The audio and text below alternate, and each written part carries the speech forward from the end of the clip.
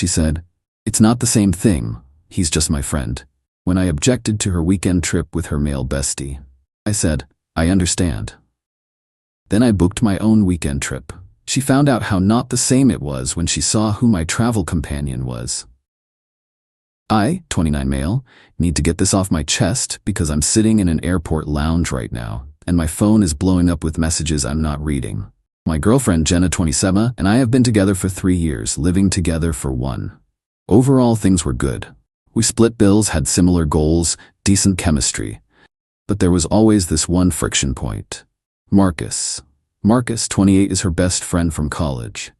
They text daily, have inside jokes, go to lunch twice a week. I tried to be cool about it because, hey, I'm not controlling, right? I have female friends too. The issue started 2 months ago. Jenna came home all excited. "Jenna, babe, Marcus found this amazing deal for a wine country weekend. There's this boutique hotel doing a promotion." "Nice. When are we going?" "Oh, actually it's just me and Marcus. It's been forever since we had friend time." "A weekend trip? Just you two?" Rolling her eyes. "God, don't be that guy. He's just my friend. We've been planning this forever. I'm uncomfortable with my girlfriend going on a romantic weekend getaway with another man." "It's not romantic. Wine tasting is just an activity. You're being super insecure right now." We argued for 2 hours. She kept insisting it was not the same thing as a couple's trip. Marcus was basically her brother.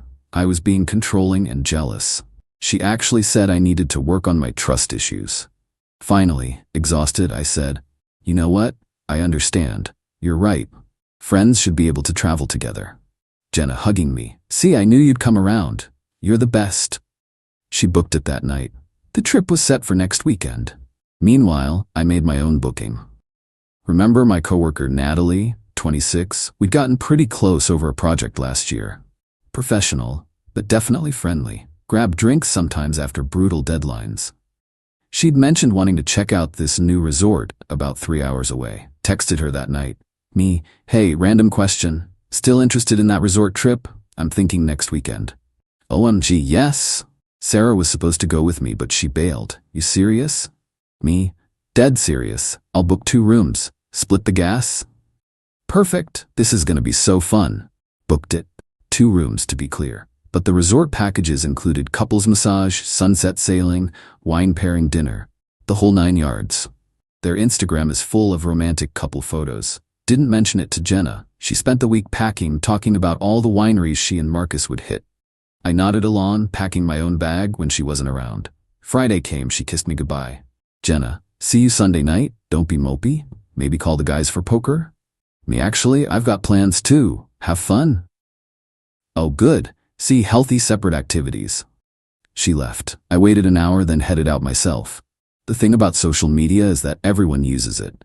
Natalie posted a story from the road. Selfie of us in my car, sunglasses on, Starbucks cups, captioned, "Weekend adventure loading." 20 minutes later, my phone exploded. Jenna calling, ignored it. Texts flooding in. "Who is that? Are you f***ing serious right now? Call me back now. This is not the same thing and you know it." 15 missed calls by the time we reached the resort. Finally texted back, "Having a weekend with a friend like you said, it's not the same thing, right? Natalie's just my coworker. Don't be insecure." Phone immediately rings. Natalie glances over. "You gonna answer that?" Me, "Nope, let's check in." Update 1, Saturday afternoon. So the entitlement escalated fast, like 0 to 100 real quick. Friday night was actually peaceful. Turned my phone on Do Not Disturb after sending that text. Natalie and I had separate rooms. She didn't even question it, super chill. Had dinner at the resort restaurant, caught the live music, genuinely good time. She kept asking if I was okay though. Natalie, "Not to pry, but your phone's been lighting up nonstop." Girlfriend's having some realizations. The weekend trip double standard thing? How'd you guess? Dude, you literally asked me on a spite vacation. I'm not dumb. Plus Jenna's stories show her with that Marcus guy at some romantic-looking vineyard. Woke up Saturday to 47 missed calls. 47. Plus texts from numbers I didn't recognize. Turns out Jenna had recruited her flying monkeys. Her sister Daniela, "WTF is wrong with you? Jenna's crying." Her best friend Chloe, this is manipulation and you know it, super toxic behavior. Even her mom, treating our daughter this way is unacceptable. Call her immediately. The hypocrisy was stunning, but the best message was from Marcus himself. Hey man, just wanted to say this is really uncool. Jenna's upset and it's ruining our trip. I thought you were more secure than this. Marcus, the dude who took my girlfriend on a wine country weekend, is lecturing me about being secure. The audacity. Around 11 a.m., Jenna switched tactics. The angry text stopped. Now came the manipulation. Please just talk to me. I see what you're doing. Can we discuss this like adults? I'll come home right now if you stop this. Then she played what she thought was her trump card. Posted an Instagram story, her in a sundress at a winery, looking sad. Captioned, when you realize some people would rather be petty than trusting. The comments rolled in immediately. Her friends attacking me without even knowing the story. Men are trash. You deserve better. He's showing his true colors. You know what I did? Nothing. Natalie and I went to the beach. She posted a picture of us on paddleboards, tagged the location, big smiles, nuclear meltdown incoming. Update 2. Sunday morning, Jenna went DEFCON 1. Saturday night, after the paddleboard pic, she tried calling Natalie. Yeah, she social media stalked until she found her number and called my friend. Natalie showed me her phone. 18 missed calls from an unknown number, plus DMs on Instagram, Facebook, even LinkedIn. The messages were unhinged. I know you know he has a girlfriend. What kind of woman does this? He's using you to hurt me. Have some self-respect. Natalie, your girlfriend seems intense. Me, ex-girlfriend. This is exactly why I needed to show her the double standard. Natalie, want me to respond? Nah, let her spiral. But Jenna wasn't done. Around 10 p.m., she did something I didn't expect. She showed up at the resort. She drove 3 hours from wine country to confront me, left Marcus hanging to chase me down. The front desk called my room. Desk, Mr. Campbell, there's an agitated woman here claiming to be your girlfriend. Should we send her up? I don't have a girlfriend. If she's causing a disturbance, please handle it accordingly. Desk, understood, sir. I could hear her yelling from my balcony. Security ended up escorting her out when she wouldn't leave. She sat in the parking lot for another hour before driving off. The texts after that were something else. I cannot believe you had me removed. I drove 3 hours for you. Marcus is alone at the hotel now, thanks to you. This is abusive behavior. Then came the threats. I'm going home and throwing all your shit outside. Changing the locks when I get back. You'll be hearing from my lawyer. Sunday morning, she tried a new approach. Sob story mode. I see what I did now. It wasn't the same thing. Please come home so we can talk. I'll cancel future trips with Marcus. Too little, too late. Natalie and I had brunch, did the resort spa, separate services before anyone asks, and headed back around noon. She was honestly the MVP through all this. Never made it weird, just let me vent when needed, kept things light. Natalie, for what it's worth, I think you handled this perfectly. She needed to feel what you felt. Thanks, sorry for dragging you into my drama. Are you kidding? This is the most entertainment I've had in months. Plus, free vacation. Drove home preparing for war. Update 3, Sunday night.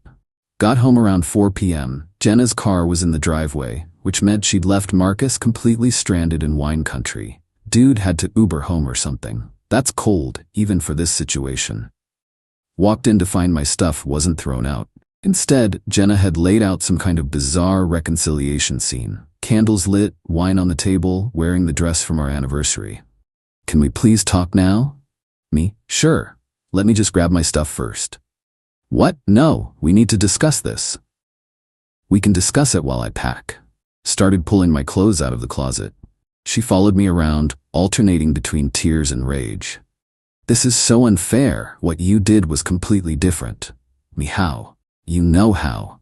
You took that girl to a couples resort. You went to wine country with a man who's been trying to sleep with you since college. Marcus doesn't see me that way. Check his Instagram likes. It's all your bikini pics. She actually pulled out her phone to check. The face when she realized? Priceless. That doesn't mean anything. Lots of people like photos. Cool. Natalie likes mine too. Doesn't mean anything, right? That's when she snapped. Full tantrum mode. Threw the wine glass at the wall. Started screaming about how I ruined everything and turned something innocent into something dirty. Me. I literally did exactly what you did. If it's innocent when you do it, it's innocent when I do it. Jenna, it's not the same. Stop saying that. Why? Because you're the only one allowed to have opposite-sex friends? Only you can take weekend trips? Because I actually love you? This was just supposed to be fun with a friend. Me, and mine wasn't? The meltdown continued for another hour. Neighbors probably heard everything. She tried every manipulation tactic, crying about our 3 years together, promising to cut Marcus off, lie, threatening suicide. I called her sister, not playing that game, saying I led Natalie on, Natalie who I was completely honest with, claiming she was testing me. Sure, Jen. Finally, around 7 p.m., I had my essential stuff packed. Me, I'll get the rest this week. We're done. You're seriously ending 3 years over one weekend? Me, no, I'm ending 3 years over you, showing me who you really are. Rules for thee, but not for me? That's not a partner, that's a hypocrite. Left her there crying. Went to my buddy Derek's place. He had beer and a couch ready. Update 4, Tuesday. The extinction burst has been spectacular. Monday morning, she called my job, told my manager I was having a mental health crisis and needed time off. Manager called me. Hey, your girlfriend called, said you're going through something? Me, ex-girlfriend, I'm fine. She's going through something called consequences. Ah, one of those? I'll note she's not authorized to call on your behalf. Then she went nuclear on social media. Full smear campaign. When you find out your boyfriend of 3 years planned a revenge cheating weekend. Some men can't handle strong women with male friends. Manipulation and gaslighting are abuse, period. Posted screenshots of my texts but conveniently cropped out her parts, made me look psycho. Her friends ate it up. Comments about toxic masculinity, fragile egos, this is why we choose the bear, etc. So I did something petty. Posted my own update. Interesting how it's only cheating when I do the exact same thing she did. Attached screenshots of her original texts about the Marcus trip. The it's not the same thing messages. The stop being insecure lectures. Then the kicker. Natalie commented, for the record, separate rooms, no romantic anything, and he talked about feeling disrespected the entire time. Some of y'all owe this man an apology. The narrative flip was instant. Suddenly, her friends were quiet. Some even deleted their comments. But Jenna doubled down, started messaging my friends and family. My mother got texts about how I'm having an affair with a coworker. Mom called me, what's this about you cheating? Me, I took a friend on a trip after Jenna took her male friend on the same kind of trip. Oh, the Marcus boy? I never liked that situation. Wait, you knew? Honey, everyone knew. That girl's been playing you for years. Years. My own mother knew and said nothing. Tuesday afternoon, the real kicker came. Marcus called me. Bro, we need to talk. Me, no, we don't. She's losing it. She showed up at my apartment at 2 a.m., not my problem. She tried to kiss me. What? Yeah, man, said something about how if you could move on so fast, maybe she'd been with the wrong person. And? I turned her down. I have a girlfriend, dude. You have a what? Yeah, 6 months now, Jenna knew. The layers of audacity. She took a weekend trip with a taken man while accusing Emmy of cheating for doing the same thing with a single woman. Marcus, look, I thought you knew about Rachel. Jenna said you were cool with our friendship. Me. She said a lot of things. I'm starting to see that. Sorry, man. I honestly thought these trips were just friend things. Can't even be mad at Marcus. Dude was also being played. Final update. 2 weeks later. The aftermath has been chef's kiss. After the Marcus revelation, everything unraveled for Jenna. Turns out she'd been telling different stories to everyone. Told me Marcus was single and pining for her. Told Marcus I was controlling, but she was working on me. Told her friends I was emotionally abusive. Told her family I was probably cheating. When everyone started comparing notes, her house of cards collapsed. Her sister Daniela called to apologize. I had no idea she was taking these trips. She said she was at work conferences. Her bestie, Chloe, unfriended her after finding out about the attempted kiss with taken Marcus. Marcus's girlfriend Rachel went nuclear. Posted all the screenshots of Jenna's flirty texts to Marcus over the months. late night thinking of you messages, photos Jenna sent that were questionable for a friend. But the best part? Remember that couple's resort Natalie and I went to? They have a photo package where they take candids throughout the weekend. Natalie bought it as a joke and sent me the link.